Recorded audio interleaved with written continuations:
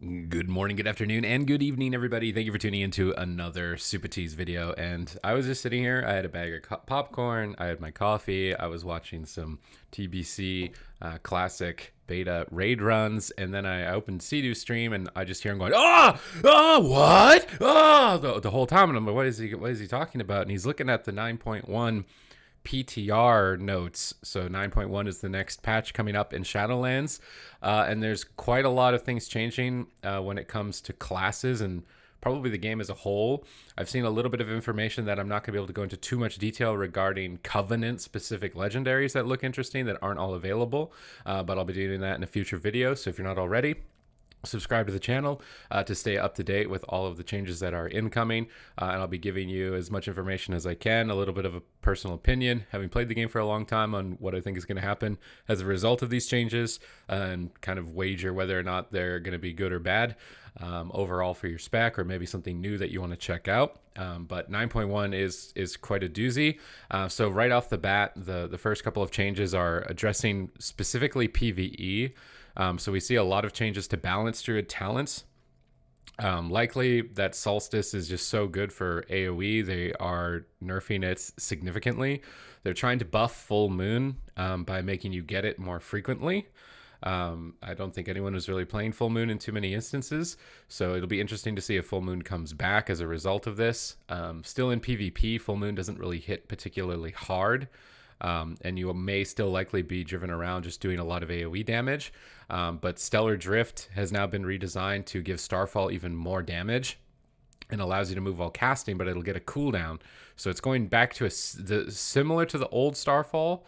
Again, it's got to be in a place where it's actually a scary button that people need to be afraid of. I feel like at a 15-second cooldown, it's probably not going to be like that in PvP. Potentially in PvE, if there's a lot of encounters that require moving, a lot of movement.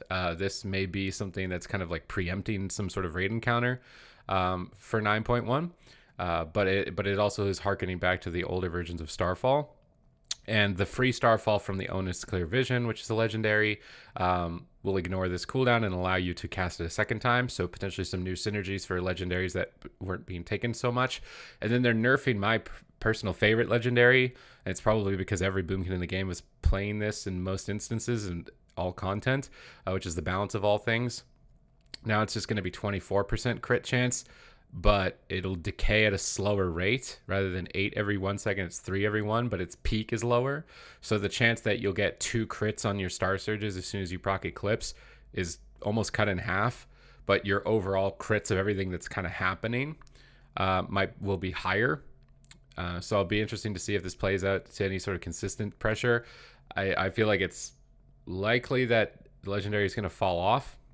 Potentially it's getting scaled back as well, just because stats are getting so high.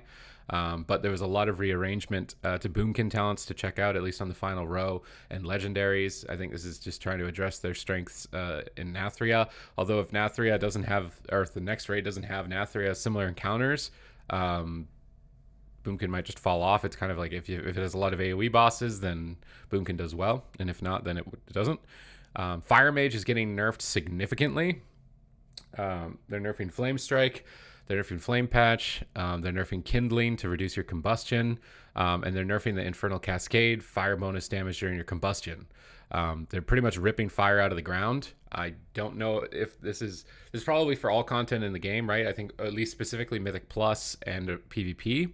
Fire Mage has just been dominant at the moment, and it's all been from uncapped AoE damage during combustion, more so the uncapped in PvE, obviously, but combustion in PvP. When we get to the PvP talents later in the video, this is offset, but I do worry that it's not going to be enough. This is the first round of patch notes that I've seen, and a lot of stuff is still like not even really descriptive. We're actually going to have to theory craft it a little bit here during the video to try and figure out what's going on with some of these changes.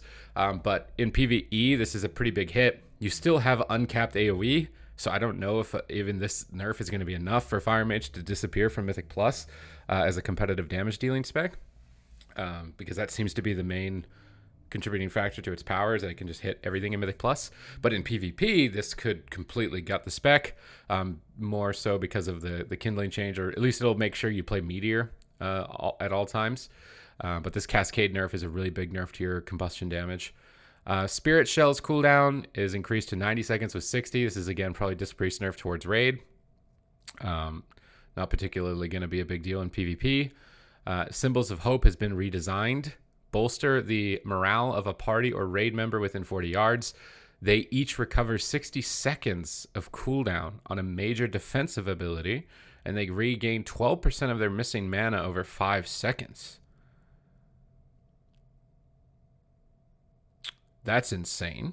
I mean, this is like a very minor ability, but this seems a lot better than its previous version. So they each recover 60 seconds of cooldown on a major defensive ability. So you could reset somebody's bark skin, and then they would also regenerate some mana.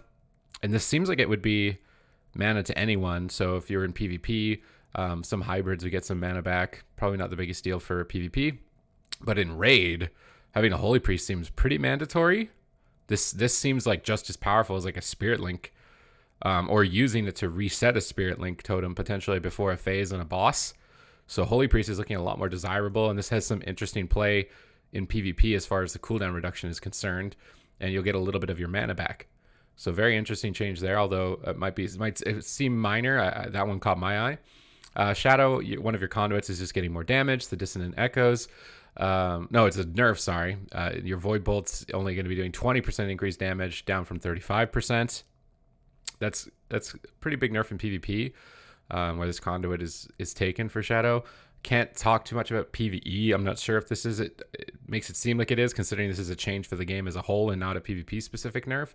So a little bit of a nerf to Shadow Priest on the whole. Rogue, the shield. Oh, please. Please. Wait, the shield from Cloaked in Shadow's Conduit is now 50% larger. Lasts for 4 seconds. Previously had no duration. And no longer decays while the rogue is out of stealth. So it's going to be, if you get a re-stealth as a rogue, you get a big shield, but you've only got 4 seconds before it runs out. It's not going to really help with the problem of the rogues that are just kind of like re-stealthing in your face and you AoE them and then they don't get pulled out because they got a shield. It's not really going to prevent that. It does prevent you from getting a re-stealth and if you're dotted, hiding somewhere forever. It does prevent that.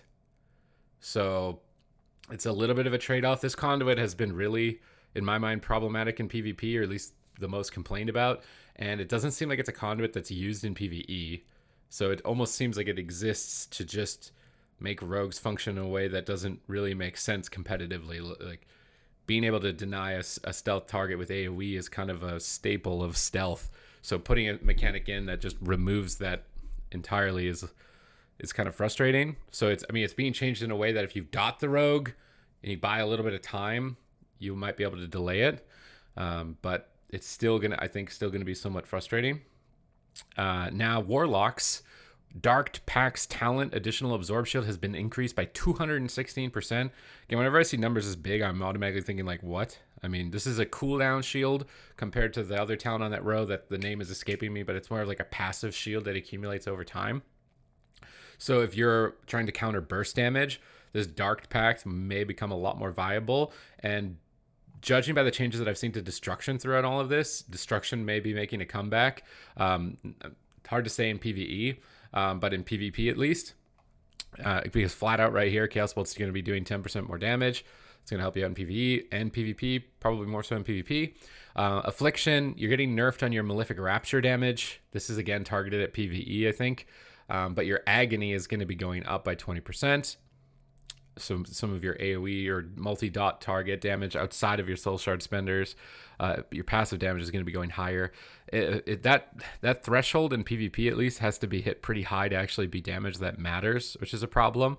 And then lowering your burst damage during your Dark Soul with Malefic Rapture can remove your kill potential. I think this nerf was applied before in 9.0.5 and then they reverted it for a similar reason. So it seems like it's back again. Shadow Embrace now lasts 16 seconds, was 12, and can now only be applied to one target at a time. So just nerfing some AoE damage ramp. Focus Malignancy Conduit effectiveness reduced by 53%. I'm not 100% sure on what conduit this is, to be honest. But your conduits look like they are being nerfed. Your Sacrilege Legendary is being changed to increase the damage of your corruption by another 10% to 25%. And each time corruption deals damage, it extends the duration of your curses on the target by 2 seconds, but you no longer slow the target. So this legendary was kind of the main reason Affliction Warlock could really exist, even though it was incredibly frustrating, very similar to the Rogue Re-Stealthing Conduit. Without this slow, like, you got some changes here that help you with your global cooldown management. I could see this being really good in PvE and PvP in terms of like raided battlegrounds and getting a ton of damage out and managing your globals more effectively. But being able to survive while being tunneled down without this slow is going to be really hard. You probably then have to play with Frost Mages or Frost Death Knights, maybe Warriors to assist you. Probably more of a spellcaster meta. To me, it seems like Affliction is not getting the best end of this exchange here comparatively to Destro overall. Covenants, we're getting 40 new renown levels. I'm not personally really excited for that. It means re-rolling becomes increasingly more difficult because now there's going to be 80 renown levels. But along with that, we're going to be getting new rows. So rows go sideways, not columns go down. If I'm right on this one, will correct me. So we'll get a new row going to the side, which means we'll get 1 new potency, 1 new endurance, 1 new finesse, 2 new passive traits, and then 1 capper trait. So 1 big name trait. I guess that's what that means. What is a capper trait? Capper trait? That's either, it's one of 2 things. It's either a profession trait, or it's just some massive one at the bottom. So it's one of 2 things. But we'll be able to slot in more conduits. I'm a bit worried about in PvP being able to stack so many endurance conduits is going to become a problem, although it's a row. So you would assume then that you could not go into 2 of them at the same time. But then why would you even say that there's new slots?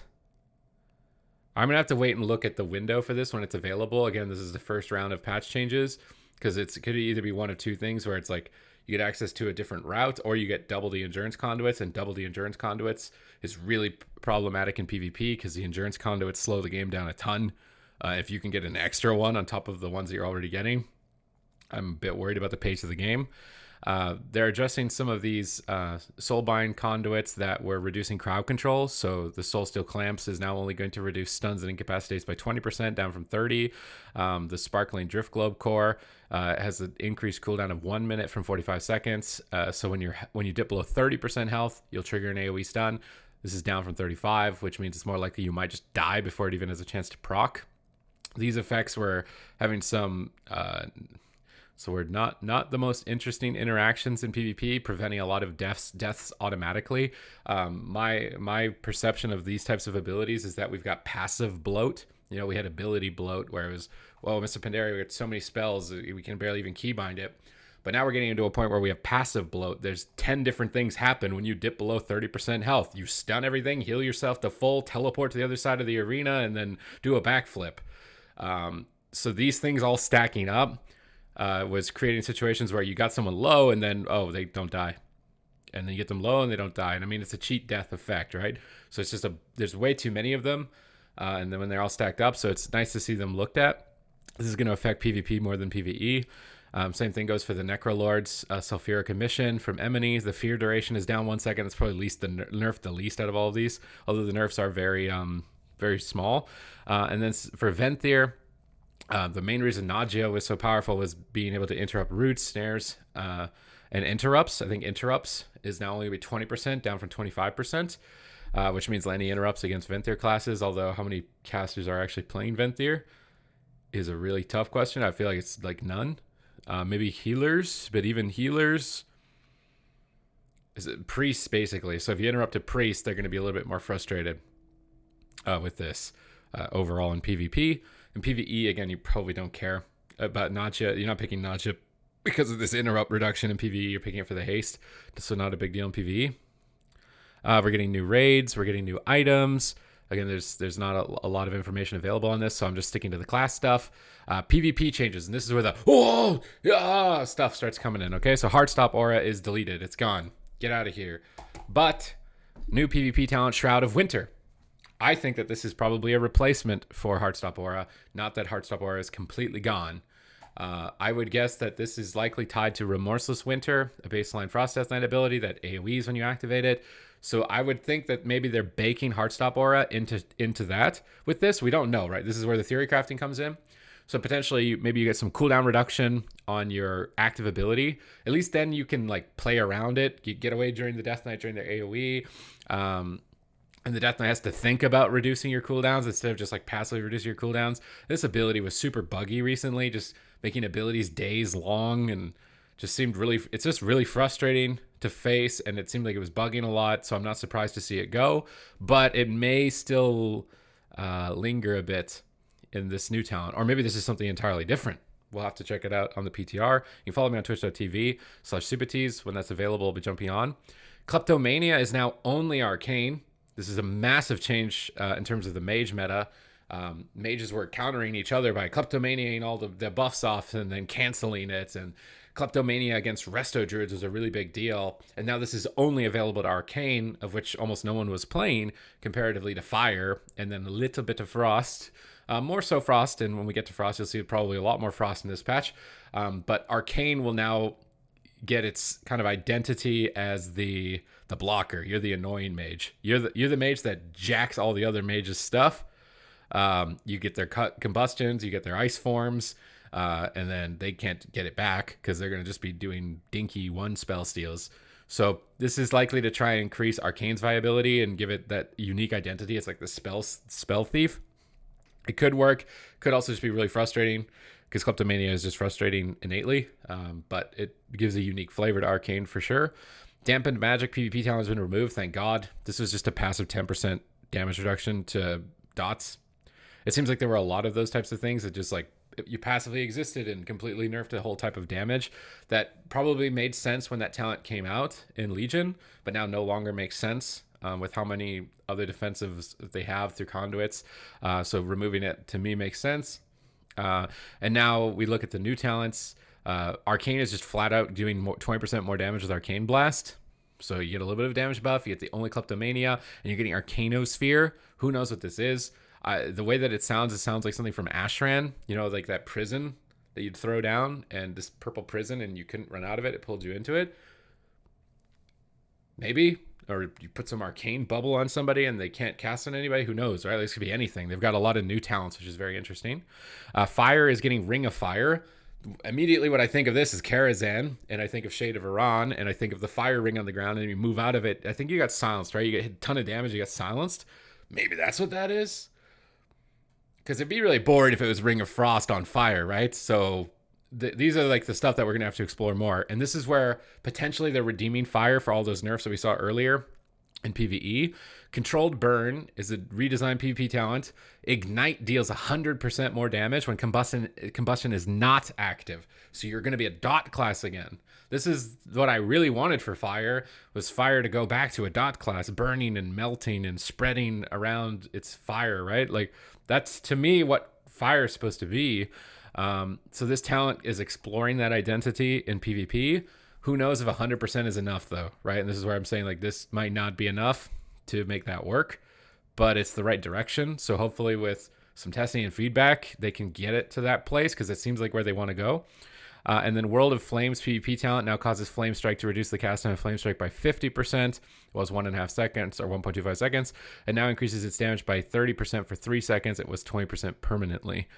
So I don't know what they're trying to do with that. If they're trying to make a Flame Strike build in PvP, maybe for spreading Ignite. I could be honest, I don't know if Flame Strike even apply. I would assume that it does if it crits.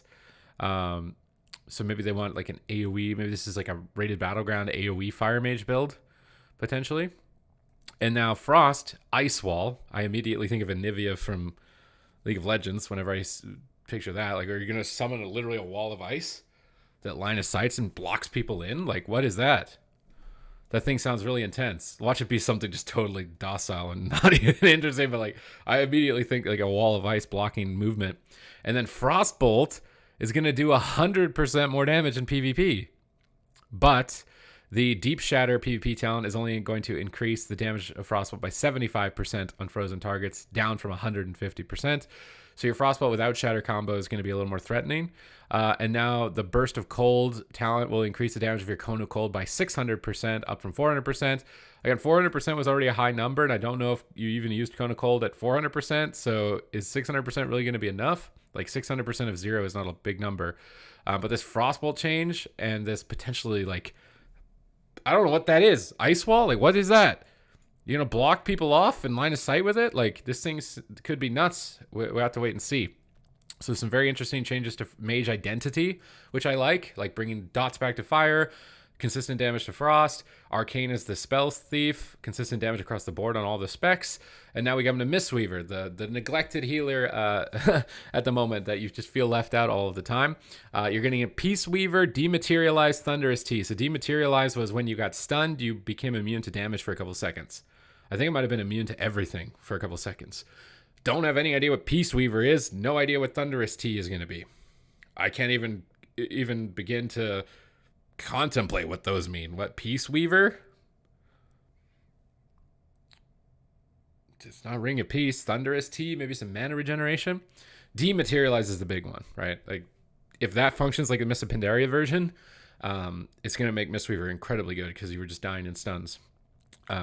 Counteract Magic PvP talent has been redesigned, so instead of just making your heal over time effect, renewing Mist heal for a ton, it's going to be each hostile magic effect removed from a target increases the healing they receive from you for 2% by 2% for 10 seconds, stacking up to 10 times. So if you revivaled with this talent and removed a ton of dots, then your healing on all those targets would be increased dramatically. Kind of feels like the talents probably just may as well get deleted. I'm not sure how this will work out overall because, I mean, the old version was just passively insane against dots. But this version, I mean, your healing output on Mistweaver is already really high, so, like, buffing your throughput's not a big deal. I feel like it almost just should get deleted with the way that it's been approached like this. But moving on, Refreshing Breeze VP talent has been redesigned. Healing done by Soothing Mist increases the healing of your next expel harm on the target during the channel and now causes it to dispel one magic, poison, or disease effect. So a little bit of extra healing and dispel benefits. Not the biggest deal. But now we get to this one, which is Eminence. PvP talent has been redesigned. Transcendence Transfer can now be cast while you are stunned. That means you can teleport while you're stunned. That means you can dematerialize. And I'm assuming that works the same way. Maybe it doesn't. It might not.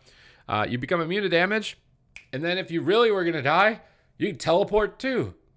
But if you do that, you won't get a 15-second cooldown reduction on your teleport. So this would be like absolute worst case scenario. You port while you're stunned. But these changes give you some options to deal with what was the main weakness of Mistweaver, which is dying in stuns. And you're getting a bunch of new talents, and we don't really know what they are. So Mistweaver, I feel like you can be excited. Some of these ones in the middle don't really make a lot of sense, but these ones addressing your weaknesses could definitely drive Mistweaver into the game. Priests are getting a new PvP talent called Improved Mass Dispel, and what the heck does that even mean? Mass Dispel already removes everything. Does it mean it removes literally every buff on everything? We don't know. It doesn't say. But there's a new PvP talent called Improved Mass Dispel. Lasting Plague has been removed. This is likely going to address Shadow's healing self-sufficiency, right? Because Devouring Plague lasting longer means you're healing yourself more. I think that makes sense. Shadow Priest healing is quite high at the moment. It's very difficult to kill them. I'm actually almost surprised we don't see any changes to things like Greater Fade with how durable Shadow Priest is at the moment in PvP. But this talent being removed makes sense. Although when on my priest, I actually like playing it, but it makes sense.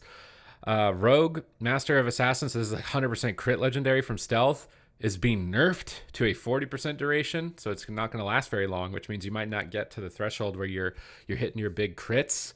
So potentially we see some new legendaries. This is probably the biggest nerf to subtlety. Also, there was a hot fix to subtlety with that Dagger in the Dark build, where it's now only 5% stacking damage. And I think they were trying to nerf the one dance one shot build with that change.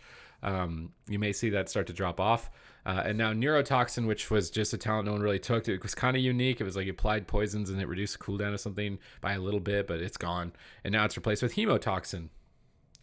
Who knows what that is? It doesn't say. But Hemo from Hemo? plus poison. Maybe it's something to do with bleed damage. We'll have to wait and see. So Assassination getting a new talent. Subtlety is pretty sad, I think, overall, with the changes, especially the ones that Mistweaver are getting, because if Mistweaver's coming to the game and they're just immune to all their stuns, they're not going to be too happy. Rogue's not too happy right now, probably, overall. But Warlocks are getting a new talent called Shadow Rift. All Warlocks. Don't know what that is.